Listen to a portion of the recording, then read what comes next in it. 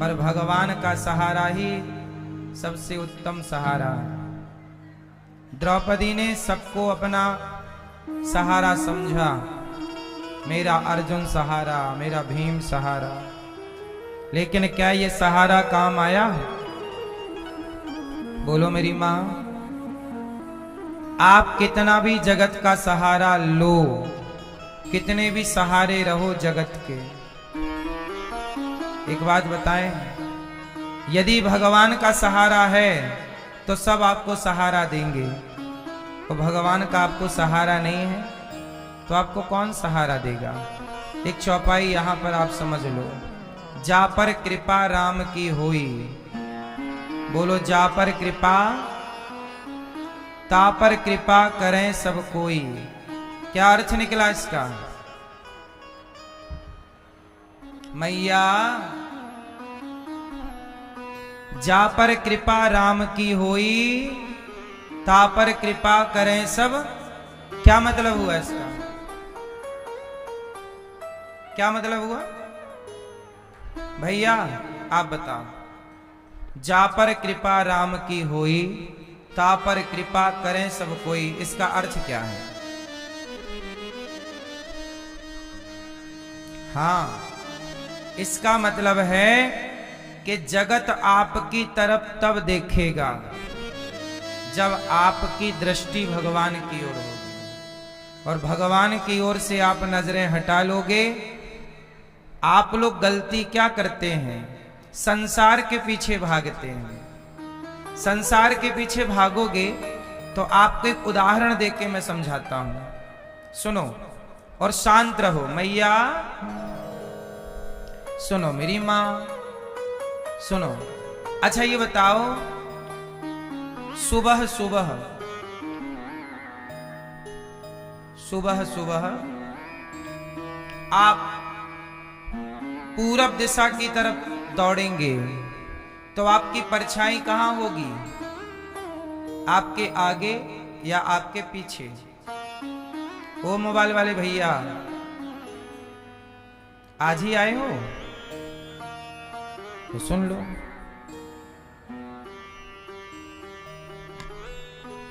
जब पूरब दिशा की ओर भागेंगे, आप चलेंगे तो आपकी परछाई आपके आगे होगी कि पीछे? बताओ हैं? और पश्चिम दिशा की ओर भागेंगे आप सुबह सुबह, तो आपकी परछाई आगे होगी कि पीछे? आपके आपके आगे। क्यों? कहां होगी परछाई? जब पश्चिम की ओर भागोगे तो आपकी परछाई आपके आगे होगी।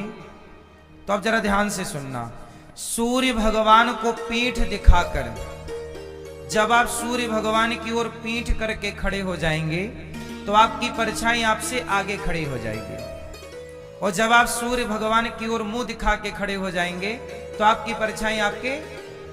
क्या मैसेज मिला इससे? मैसेज ये मिला कि जब भगवान को आप पीठ दिखाते हैं तो आपके आगे संसार का सुख होता है, और जितना आप सुख की ओर भागोगे, परछाई की ओर जितना भागोगे, वो परछाई आपसे उतनी दूर चलती जाएगी। संसार भगवान की ओर पीठ करके संसार की तरफ भागोगे तो संसार का सुख आपसे और दूर भागेगा। तो ऐसा करो कि भगवान की ओर जब मुंह करोगे तो वही परछाई आपके पीछे लग जाएगी। जब भगवान की ओर जीव भागता है तो संसार का हर सुख उसके पीछे लग जाता है, उसे सुख के पीछे लगने की जरूरत। सुदामा जी भगवान के पीछे भागे तो सुख उनके पीछे भागा, विभीषण राम के पीछे भागे तो लंका का राज्य उनके पीछे भागा। बोलो हाँ। सुग्रीव राम के पीछे भागे तो किष्किंधा का शासन उनके पीछे भागा, और जब तक राम से विमुख होके भागते रहे तो सुग्रीव और विभीषण दोनों लात खाते रहे। बोलो हाँ। इसलिए भगवान को पीठ दिखा के नहीं, सन्मुख होहि जीव मोहि जबहि, जन्म कोटि अघनासहि तबहि, मामेकम शरणम ब्रज। भगवान कहते हैं जब आप मेरे सन्मुख आते हैं, सामने आते हैं, तो संसार का सुख आपके पीछे पीछे चलता है। तो जा पर कृपा राम की होई, जिस पर कृपा राम करेंगे उस पर सारा संसार, सारे देवता कृपा करेंगे। इसलिए आपको एक को रिझाना है। किसे रिझाना है? एक को। और आप लोग किसे रिझाते हैं? कोई नेताजी को रिझा रहा है, कोई अफसर को रिझा रहा है, कोई पड़ोसन को रिझाने में लगा है, कोई गर्लफ्रेंड को रिझा रहा है, कोई बॉयफ्रेंड को रिझा रहा है। रिझाओ तुम इन्हीं को, इनको रिझाओगे तो कुछ ना पाओगे। चमड़ी का सुख पाने के लिए तुम रिझाते रहते हो जगत को, दौलत का सुख पाने के लिए रिझाते रहते हो, लेकिन भगवान तुम्हें जो दे सकते हैं वो संसार का कोई व्यक्ति नहीं दे सकता। इसलिए भगवान का आनंद लो, भगवान के पीछे भागो। संसार के पीछे भाग चुके आप लोग, अब भाग ही तो चुके, बाल पक गए कुछ लोगों के भागते भागते। क्या पाए बताओ? बाल सफेद हो गए भागते भागते जगत के पीछे, क्या पा गए? इसलिए हमारे परीक्षित बने श्री गिरिजा शंकर भारद्वाज जी और श्रीमती राम खिलौनी भारद्वाज जी, आप देखो जगत के पीछे नहीं, जगन्नाथ के पीछे भाग रहे हैं, भगवान के पीछे भाग रहे हैं। इसलिए जब ये भगवान के पीछे भागे तो सारा परिवार इनके पीछे पीछे भागता हुआ वृंदावन आ गया। और देखो आप सामने बैठे हो, किसके? भगवान के। जब आप सामने होते हैं भगवान के तो आपकी परछाई आपके, मतलब संसार का सुख आपके पीछे होता है। आप इस तरफ मुंह करके बैठे हैं तो आप सबसे आगे हैं। अब आप उस तरफ मुंह करके बैठ जाइए तो आप ही सबसे पीछे हो जाएंगे। बोलो हाँ, सही है। मुंह इस तरफ है भगवान की ओर तो आप सबसे आगे हैं, और मुंह पीछे की तरफ कर लो तो आप सबसे पीछे हो जाएंगे। यही है, सबसे आगे वही होगा जिसका मुख भगवान की ओर है। इसलिए कहता हूं भगवान को देखते रहो। भीम भैया का जरासंध से युद्ध हुआ। किससे युद्ध हुआ? अच्छा, जरासंध को मारे, वो मर ही नहीं रहा, बार बार मारे, फाड़ देते भीम भैया उसे दो भाग में, वो फिर जुड़ जाता। बड़ा समस्या, मरे कैसे? भीम भैया बोले अब मैं जा रहा हूं, अपना झोला उठाए भीम भैया जाने लगे। भगवान बोले कहां जा रहे हो? बोले हमारी खूब पिटाई करता है जरासंध, आप तो बैठे बैठे आनंद लेते हो, अब पिटा नहीं जाता, बहुत मारता है। जरासंध इतना बलवान था कि भीम भैया को पानी पिला दिया। भीम भैया अपना झोला टांगे जाने लगे। भगवान बोले एक दिन और रुक जाओ, कल का युद्ध जब करना तो जरा मेरी तरफ देखते हुए करना। कल का युद्ध करना तो किसकी ओर देखना? मैया किसकी ओर देखना? भगवान बोले मेरी तरफ। अच्छा ठीक है।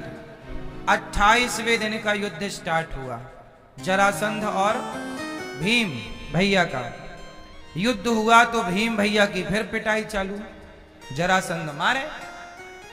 अब भीम भैया ने कन्हैया की तरफ देखा तो कन्हैया ने इशारा किया, एक तिनका उठाया और तिनके को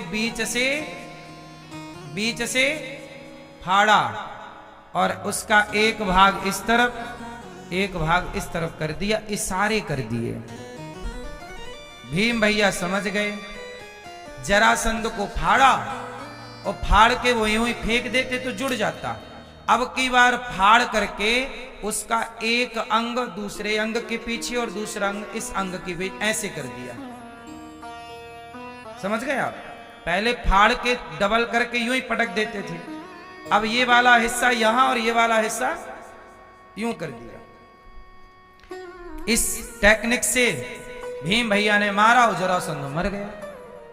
27 दिन तक जो काम नहीं हुआ वो आज जरा सी देर में हो गया। क्यों? क्योंकि युद्ध करते समय भीम भैया भगवान को नहीं देखते थे। तो लड़ते रहो फिर अपनी ताकत से, और जब आप कार्य करते हुए नजरें भगवान की ओर रखते हैं, काम करते रहो, नाम जपते रहो, काम करिए संसार का, पैसे कमाइए, जिम्मेदारी पूरी करिए, पर अपनी दृष्टि को भगवान की ओर रखिए, प्रभु को देखते रहिए, नाम जपते रहिए, कानों से कथा सुनते रहिए। फिर देखो आपकी जीत कैसे नहीं होती। तो आप सबसे आगे रहना चाहते हैं तो किसकी ओर देखना है? काम भी देखो, बिजनेस भी देखो, व्यापार भी देखो, परिवार भी देखो, सब देखो, पर सबसे ज्यादा भगवान को देखो। बोलो हाँ। आप संसार को देखने में इतने खो जाते हैं कि भगवान को देखते ही नहीं हैं।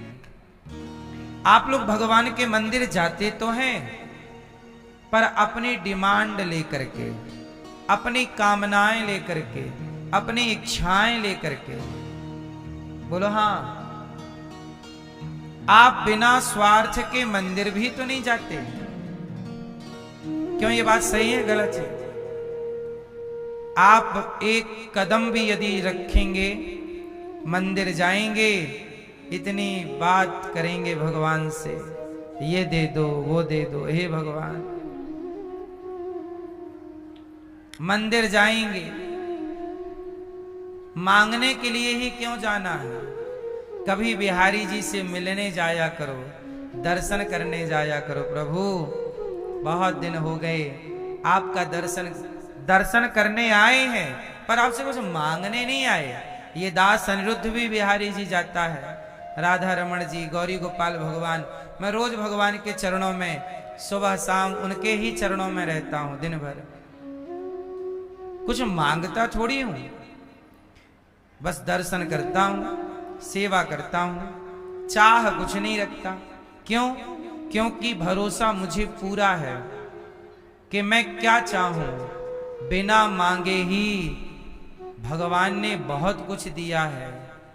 आप भरोसा तो करिए, सुदामा जी ने मांगा नहीं था, बिना मांगे ही सुदामा जी को भगवान ने इतना दे दिया कि वो मांगते तो इतना मांग भी ना पाते जितना बिना मांगे दिया। सही है कि गलत है?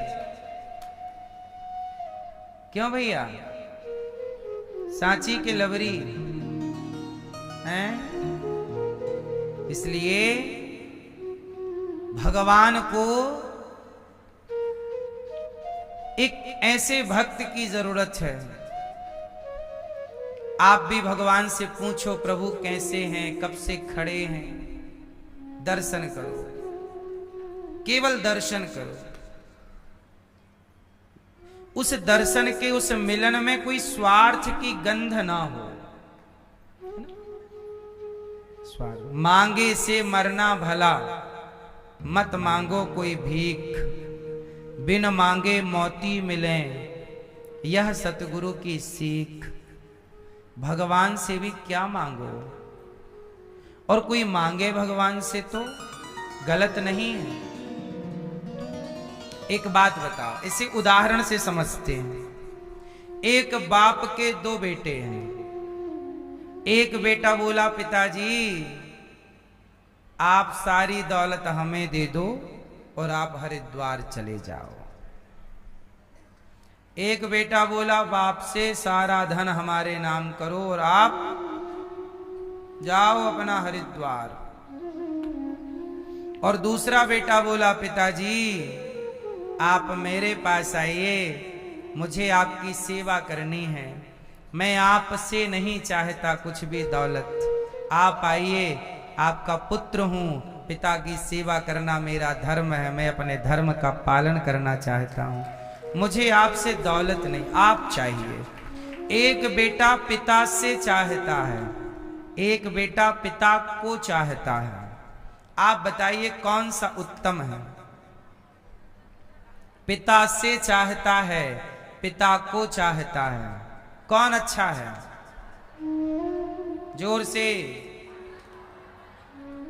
मैया, कौन अच्छा? पिता से चाहता है, बोलो। पिता से चाहने वाला महान नहीं होगा, पिता से चाहने वाला स्वार्थी है, और पिता को चाहने वाला धर्मात्मा है। ऐसे ही भक्त दो तरह के होते हैं, एक भगवान से चाहते हैं, एक भगवान को चाहते हैं। एक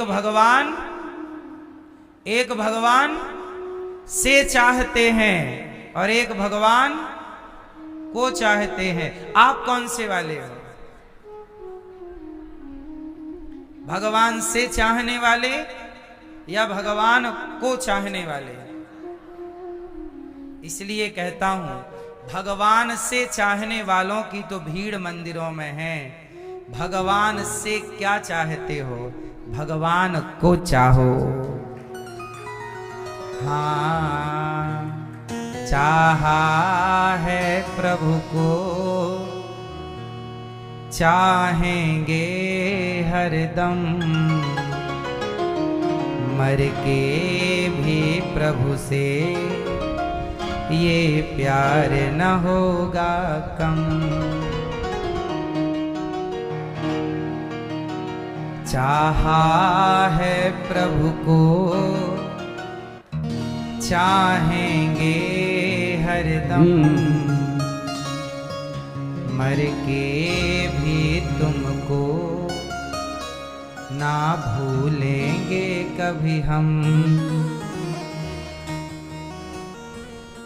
तेरी याद में रहते हैं, तेरा नाम भी जपते हैं।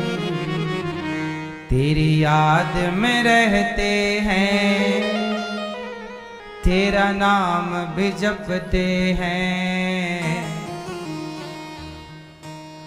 चाहा है प्रभु को, चाहेंगे हरदम, मर के भी तुमसे मेरा प्रेम न होगा कम। भगवान से प्रेम करो। क्या करो? कैसा प्रेम? जिस प्रेम में कोई स्वार्थ ना हो। क्या ना हो? स्वार्थ का प्रेम तो सब करते हैं। हर प्रेम के पीछे एक स्वार्थ है। आप देख लो, आप किसी भी प्रेम को देखिएगा, उस प्रेम के पीछे क्या होगा? स्वार्थ। पर मीरा ने प्रेम किया। चांदी की दीवार को तोड़ा, मीरा ने घर छोड़ दिया। एक धनवान की बेटी ने गिरधर से नाता जोड़ लिया। चांदी की दीवार को तोड़ा, मीरा ने घर छोड़ दिया। एक धनवान की बेटी ने गिरधर से नाता जोड़ दिया। मीराबाई का प्रेम है, क्या स्वार्थ है कि हमें बेटा दे दो, दौलत दे दो, ये दे दो, वो दे दो? बोलो।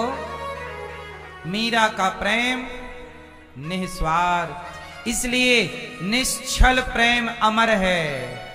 क्या मीरा का प्रेम मर गया? बोलो।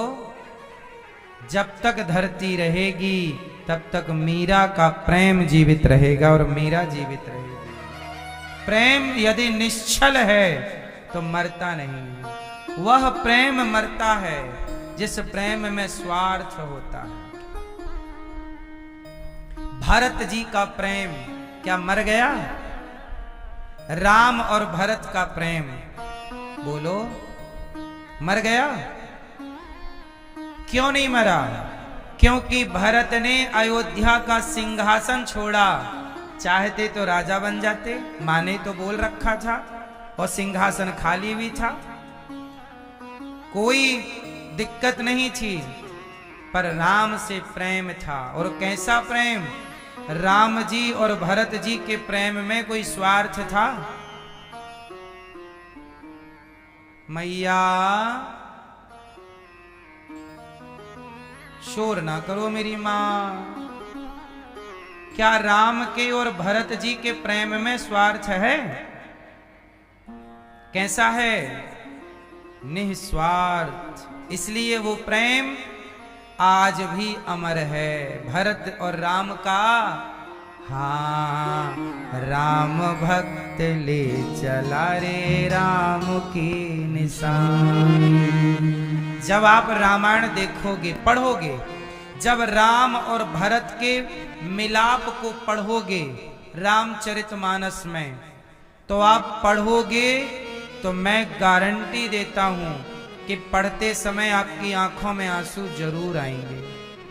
और यही राम और भरत का मिलाप आप रामानंद सागर जी के द्वारा जो रामायण बनाई गई है, जो कोरोना काल में लॉकडाउन में देखी गई, वो रामायण में जब भरत मिलाप देखोगे तो आप यदि थोड़ा भी धर्म को जानते हैं, थोड़ा भी यदि राम और भरत को जानते हैं, तो आपकी आंखों में निष्ठुर भी होंगे आप, तो आपकी आंखें गीली जरूर। ये प्रसंग सुनने पर